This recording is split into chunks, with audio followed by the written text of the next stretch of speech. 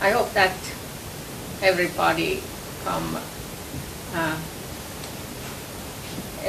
everybody can know some foreign person, because it helps if you have friend, another father, and know that people are the same all around the world.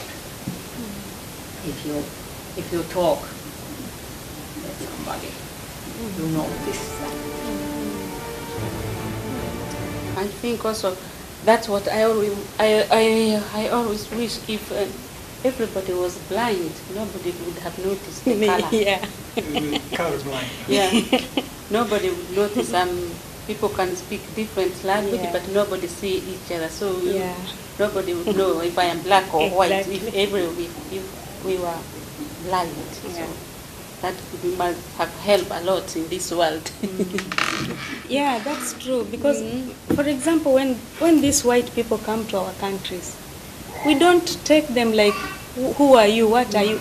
We are always happy. Mzungu. We are happy to see white person and welcome, and we want them even to learn more from us. We want them to learn even our languages. And our culture. We want culture. We want them to taste our food. We welcome them. We have that welcoming heart. But now we come here and then they are like. What about you? Have you faced anything? I've been here for 7 months, 8 months actually, and I've not been facing so much.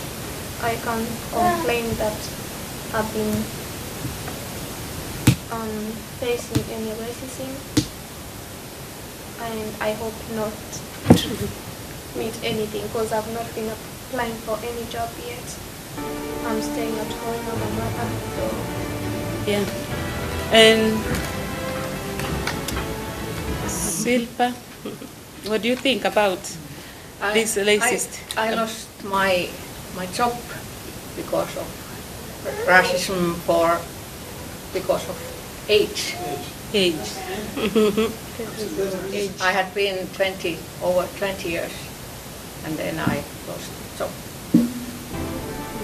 They distance themselves. Then you are like, by the way, before I came here, I didn't even know that Yes. I will ever find something like that. Because when they come there, I've been working in a hotel, I've been receiving from different countries. So I was like, everything was okay. But when I reached here and I start seeing, and I'm like, so this is the thing.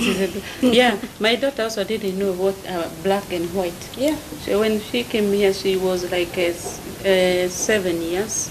She didn't know she's black at all. She think everybody is the same, because we were walking, like when we go for a walk or shops. Yes, she sees somebody say hello, hello. Nobody say hi. Then she asked me, ma'am, why nobody saying back to me? What is wrong with me? I said, no, I thought the Finnish people are a little bit quiet. Even though, like, at the end of the day, you know, I might sound Finnish on the phone, but I don't look like it. So you kind of get used to it, and you learn how to work things like that, and it's gotten better, of course. When I was a kid, you know, I think the last racism I saw was like somewhere in elementary school, I think. You know, the teachers, they had the same problems with, you know, they weren't used to, you know, black kids and stuff like that, so they had a kind of an attitude that we were all bad, and, you know, and we should be, you know, kind of restricted from the other kids, and it was really weird, and, you know, they kind of put us down a lot. So that kind of gives you a more motivation to do things, and to avoid situations, basically, that you could be in a racist situation. So that kind of, you know, the whole situation with Finland trying to be integrated and all that, I don't think that's never going to happen. You know, full integration is not going to happen as long as people think that you know, racism exists. Because racism exists both ways at the end of the day, right? Because if I live here all my life and there's kids born here every day, right, who are different ethnic groups and all that, but we're still, like, you know, discriminated. So obviously we're gonna feel like outsiders at the end of the day, right? So, you get my drift. So as long as there's outsiders, there's not going to be a united nation, so-called. A Finnish person can have any kind of name, any kind of skin color or religion, so it should be more inclusive instead of looking at the differences. Like, I also think that if you move to Finland and if you don't want to have the racism towards you, then you have to just do something about it also, that you try your best to find the job, to learn the language. It's same in every country, I think, that you wouldn't get the discrimination. Many countries, like in Eastern Europe, it's even worse. And you can call it cultural racism. I think it's the people who advocate it, they pay a lot of attention to religion, of course, and even though they use statistics, even some kind of scientific argumentation, but still I would say it's the same shit in different package. It is fear-mongering, which is part of racism, the classical racism, but it's more, they are just paying more attention to culture and religion and try to label these cultures are rotten, this religion is dangerous, things like that.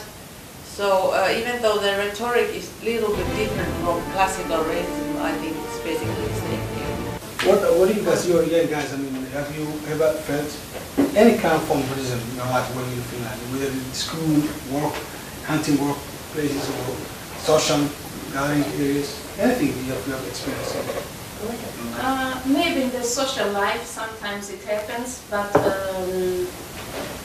sometimes you just have to ignore and continue doing your own things, because if you are going to look for these small incidents, then you will find yourself stuck somewhere. You don't live your normal life, so you understand that okay, racism exists and people do it. How would I put it? There is many different types of racism. There is racism at the airport, made the news. There's racism in getting houses to this day. However, compared to the beginning of the 90s when they had the same test, and with a Russian, Somali, and a Finn, the results were very different. Now they're a lot better. But funny enough, there's still a difference.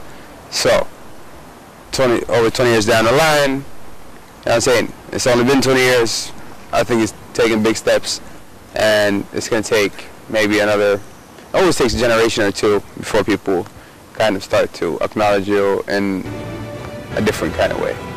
They are usually located in very remote places, small villages and small towns, because the refugee reception centers are all over the country.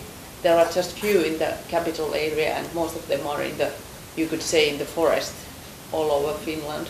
And in these, of course, these small villages and small places, there may be people maybe not so used to even seeing dark-skinned people, and there may be some local resistance against receiving asylum seekers in the city. So I think fortunately these cases of violence against asylum seekers are rare, but I think all dark-skinned people in Finland are in risk of encountering some kind of street-level racism at some point. It doesn't happen to everybody, but it happens at some point to a lot of people, I think.